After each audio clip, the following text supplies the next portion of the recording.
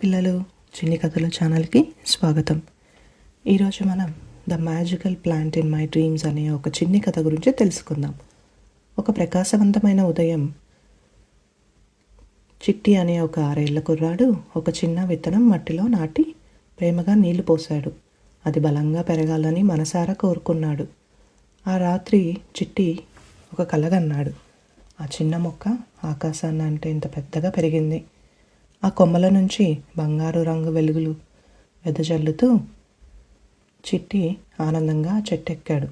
మేఘాలను చేరుకున్న చిట్టి ఆనందంతో నవ్వుతూ వాటితో దాగుడుమూత ఆడాడు. మంచు మేఘాలపై జారుతూ ఆకాశమే తన ఆట స్థలమైపోయింది.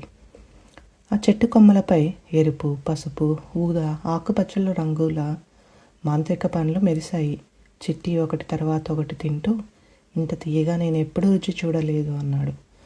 ఆడుతూ అలసిపోయిన చిట్టి ఒక పెద్ద కొమ్మపై మంచంలాగా పడుకున్నాడు.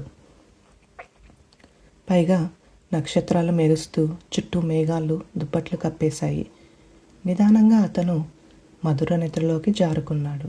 ఉదయాన్నే నిద్ర లేచిన చిట్టి తన కుండలోని మొక్కను చూడ్డానికి పరిగెత్తాడు. అది వెళ్ళి చూస్తే అది ఇంకా చిన్నగానే నెమ్మదిగా పెరుగుతూనే ఉంది. చిట్టి చిరునవ్వుతో, ఒకరోజు నువ్వు కూడా పెద్దదవుతావు, అప్పటి వరకు నేను నిన్ను ప్రేమగా చూసుకుంటాను అని చెప్పాడు. మన కలలు ప్రేరణనిస్తాయి, కానీ సహనం మరియు ప్రేమతోనే అవి నిజమవుతాయి. ఇది ఇవాల్టి చిన్ని కథ. వచ్చే వారం మరొక కథతో కలుస్తాను. బాయ్.